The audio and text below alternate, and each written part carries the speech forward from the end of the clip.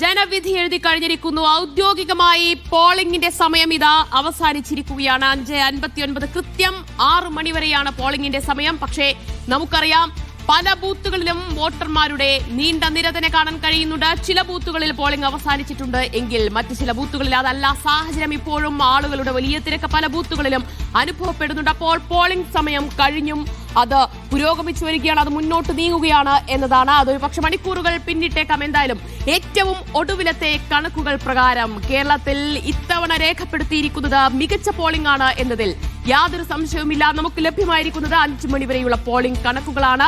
75.01% 5 മണി വരെയുള്ള കണക്കുകൾ പ്രകാരം പോളിംഗ്. അപ്പോൾ നോക്കൂ, 2021 76% പോളിംഗ്, ആകെ പോളിംഗ് എങ്കിൽ അത് മറികടക്കുമെന്നതിൽ യാതൊരു സംശയവുമില്ല. എന്തായാലും 80% പിന്നിടും എന്ന് തന്നെയാണ് വിലയിരുത്തപ്പെടുന്നത്. അങ്ങനെയെങ്കിൽ ഒരു മികച്ച പോളിംഗ് തന്നെയായിരിക്കും കേരളത്തിൽ ഇത്തവണത്തേത്. ആ മികച്ച പോളിംഗിന്റെ ഗുണം അത് ഏത് മുന്നണിക്കായിരിക്കും അനുകൂലമാകുക എന്നത് എന്തായാലും ഉറ്റുനോക്കേണ്ടിയിരിക്കുന്നു.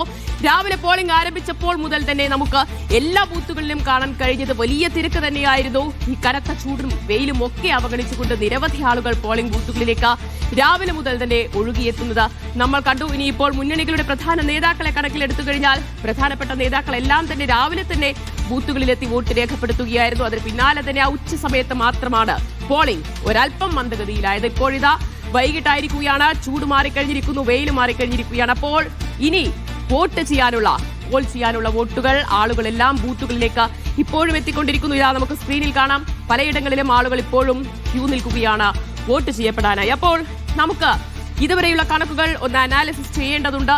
മികച്ച പോളിംഗ് അതാർക്ക് ഗുണമാകും എന്നൊക്കെ വിലയിരുത്തേണ്ടതുണ്ട്. നമുക്ക് റീജിയണൽ ചീഫുമാർ തത്സമയം ചേരുകയാണ്. വിവരങ്ങളുമായി തിരുവനന്തപുരത്ത് നിന്ന് സുനിൽ ഐസക്കുണ്ട്, ഒപ്പം കൊച്ചിയിൽ നിന്ന് MK ഷുക്കൂർ, മുഹമ്മദ് അസ്ലം കോഴിക്കോട് നിന്ന്. സുനിൽ ഐസക്കിലേക്ക്. സുനിൽ, തെക്കൻ കേരളത്തിൽ നോക്കിക്കഴിഞ്ഞാൽ ഇത്തവണ എങ്ങനെയാണ്? അതിശക്തമായ പോളിംഗ് തന്നെയാണ് രേഖപ്പെടുത്തിയിരിക്കുന്നത്. ഇപ്പോഴും ബൂത്തുകളിലൊക്കെ ആളുകളുടെ ഒരു ക്യൂ തന്നെയാണോ കാണാൻ കഴിയുന്നത്?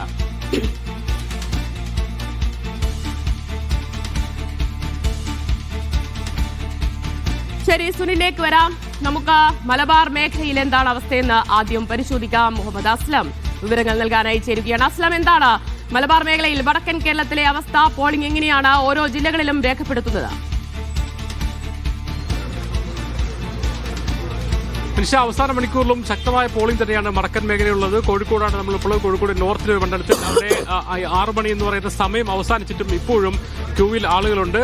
ആളുകൾ നിൽക്കുന്നിടത്ത് അവർക്ക് ഈ 6 മണിക്ക് കോമ്പൗണ്ടിലെത്തിയ എല്ലാവർക്കും വോട്ട് ചെയ്യാനുള്ള അവസരം ഉണ്ടാകും. അതിനുവേണ്ടി ടോക്കൺ ഉദ്യോഗസ്ഥർ വിതരണം ചെയ്യുന്ന ദൃശ്യങ്ങളാണ് നമ്മൾ കാണുന്നത്. അതായത് ഈ ടോക്കൺ ലഭിച്ചവർക്ക് അവർ എത്ര മണിയായിരുന്നാലും ശരി തന്നെ അവർക്ക് പിന്നെ ഇവിടെ നിന്ന് വോട്ട് ചെയ്യാൻ കഴിയും. 6 മണിയോടുകൂടി തന്നെ ഇതിന്റെ ഗേറ്റ് അടച്ചിരുന്നു, കോമ്പൗണ്ട് അടച്ചിരുന്നു.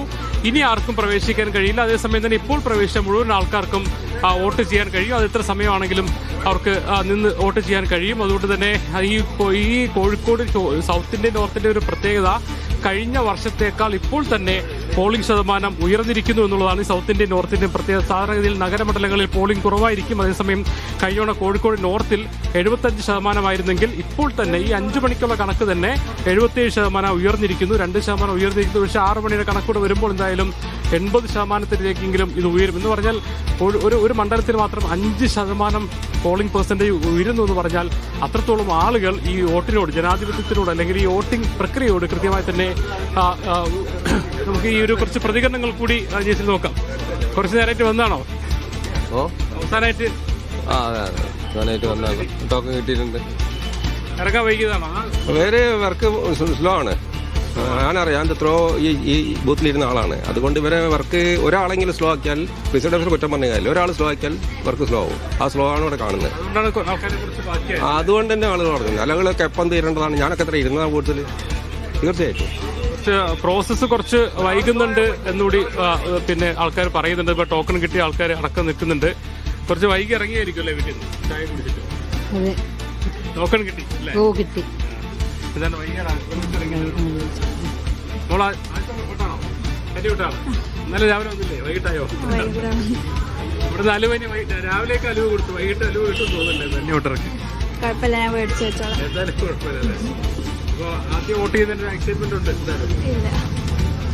വൈകി ഇറങ്ങിയതാണോ? അതെ, കുറച്ച് നേരമായി വന്നിട്ട്. 1 മണിക്കൂറായി. 1 മണിക്കൂറായി ക്യൂ നിൽക്കണം അല്ലേ? ഏകദേശം എത്താറായിട്ടുണ്ട് അല്ലേ? കുറച്ച് സ്ലോ ആണെന്ന് തോന്നുന്നു അല്ലേ? 4:30. കുട്ടികളെയൊക്കെ വെച്ച് കാത്തിരിക്കുന്നത് അയ്യോ എന്റെ കുട്ടികൾ കുറെ നേരമായി.